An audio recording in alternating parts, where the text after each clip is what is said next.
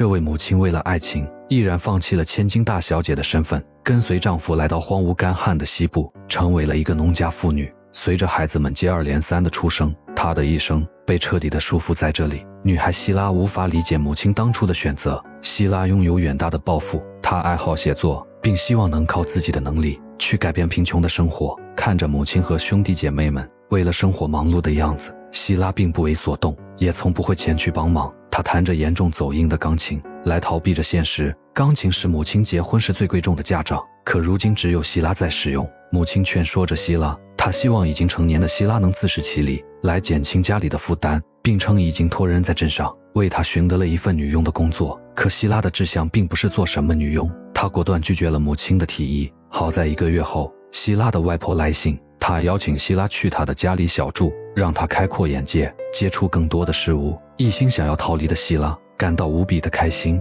1天后，马车到达了车站，外婆家的管家弗兰克前来迎接了她。对于希拉的到来，外婆和单身的姨妈都十分期待。外婆家的生活富足，所有人都十分的优雅。对比起自己的酒鬼父亲那粗俗的模样，希拉不由得产生了许多的落差感。晚上，希拉住在母亲曾经的房间里，看着年轻时母亲同样优雅的照片，希拉更加的感伤。姨妈温柔地安慰着她，在这里，希拉也过上了上流社会的生活。仆人每天清晨都为她梳妆打扮，并为她细细保养粗糙的双手。不久，希拉摇身一变，变成了一个举止优雅的淑女。管家弗兰克时常对她献着殷勤，表面上希拉十分的礼貌，可一转身，她就将弗兰克送的鲜花扔进了水塘之中。外婆不希望已到适婚年纪的希拉重走她母亲的道路。外婆告诉希拉，该是为她物色一个如意郎君的时候了。一天，希拉哼着歌曲，坐在高高的大树上摘着槐花。一年轻人路过这里，被希拉的歌声吸引了过来。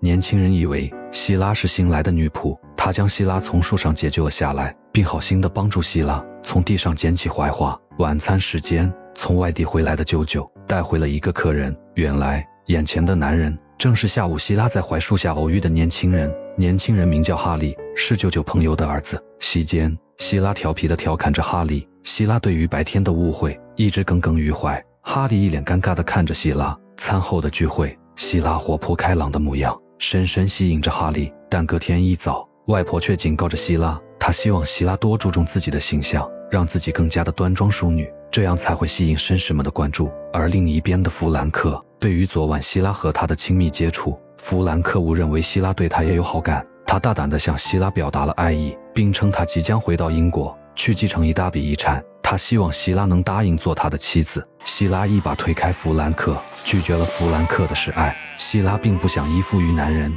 来改变自己的生活。得知弗兰克获得一笔巨款后，外婆劝说着希拉，弗兰克对于他来说是个不错的人选。到达英国后，他的生活将会衣食无忧。而希拉却说 Well, it won't be me. Do be realistic, child. Well, I am. To begin with, I don't love him. Want to be a burden on your family forever, with no status in decent society or a home of your own. I will not be married off to someone I detest by you or anybody. At times I fear for you, my girl. 姨妈也劝说着希拉 Your mother married for love. And I, too, married for love.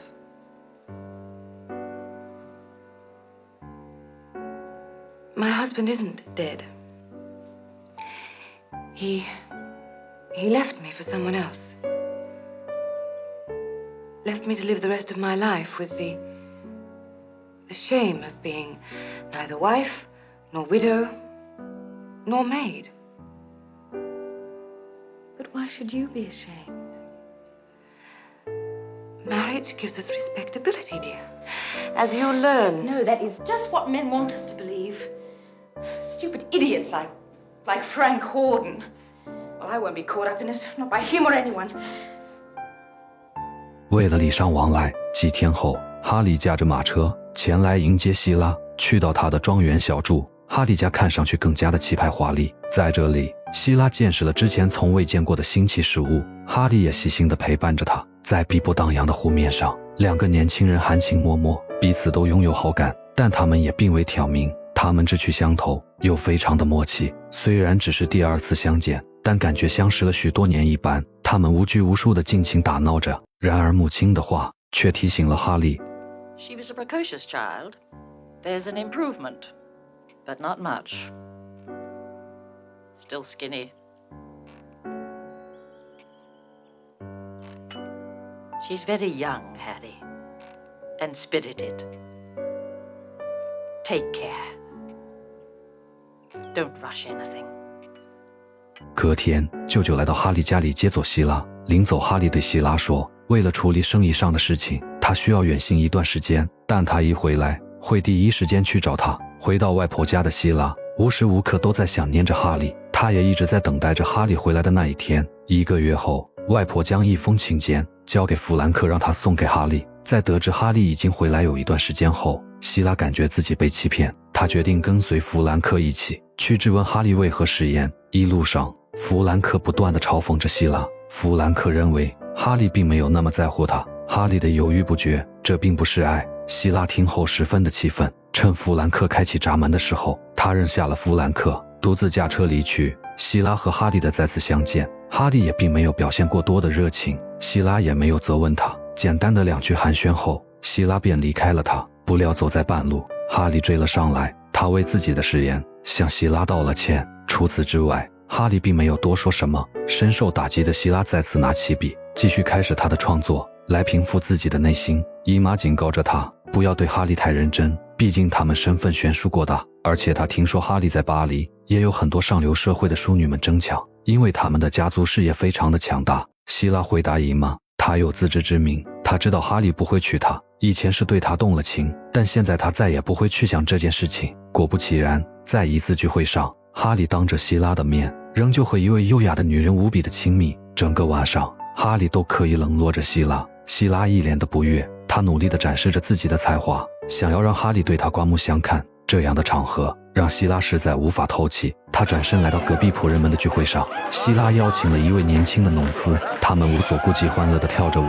这样的反差感让随后赶来的哈利醋意十足，他径直走到人群中，一把将希拉拖拽了出来。他愤怒地质问着希拉，是不是因为报复他才去和农夫跳舞？希拉毫不客气地反击了他。正当希拉等待着哈利说点什么时，哈利却以要招呼客人为由，再一次离开了希拉。希拉看不明白这样的若即若离，哈利对他到底是一种怎样的情感。就在当晚，哈利来到希拉的楼下，心事重重地猛抽着香烟。希拉想要去为刚才的行为道歉。这一刻，哈利道出了事情的原委。原来他也深爱着希拉，从见到她的第一眼开始，但他迫于家庭的压力，并没有向希拉表白。但不久前他去到巴黎，其实是去处理关于父亲破产的事情。现在他们的事业没落，他已经一无所有，所以他故意冷落了希拉。得知真相后的希拉瞬间放下了所有。希拉称他们可以一起努力，创造美好的明天，但他希望哈利能给他2年的时间。2年后，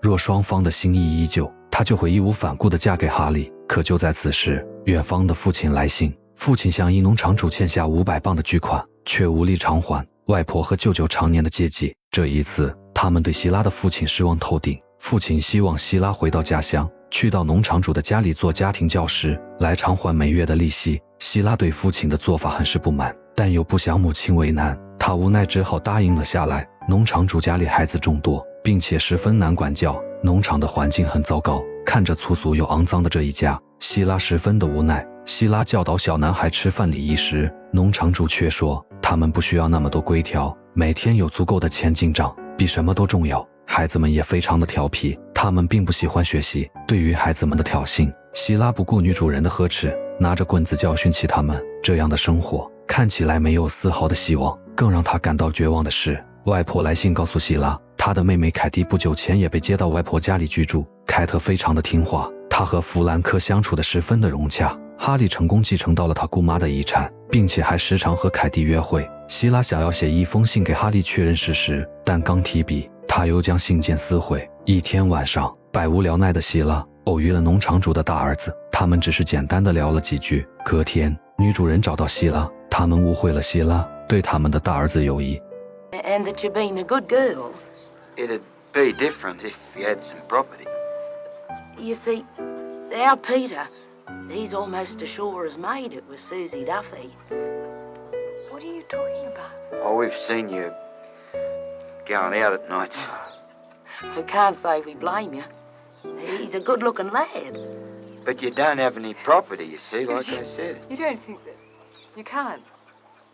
希拉的内心受到了极大的侮辱，原来这样的家庭都不会看上他，他瞬间怀疑起自己的一无是处。但随后农场主决定，他不再追究利息的事情，等到希拉的父亲宽裕的时候，再还上所欠的债务即可。为了避免希拉爱上他们的儿子，他们结束了这样的雇佣关系。希拉突然喜极而泣，这正是他想要的结果。兜兜转转一大圈之后，回到自己家的希拉突然像变了一个人，他尽量地协助着父母，干着各种粗活。不想1年后，正在忙着照顾牛犊的希拉并没有看见他的身后哈利的出现，直到哈利呼喊着他的名字，希拉仿佛做梦一般，不敢相信眼前的事实。他整理了自己乱糟糟的头发，假装镇定地看着眼前所爱的男人。哈利对希拉说道，他的姑妈急于希望他完婚。希拉说，凯蒂确实是一个非常好的结婚对象。说完他快速地跑开，可哈利却说，他想要结婚的对象是希拉，并不是凯蒂。显然希拉被这样的话语震惊到，但他想到自己一无所有，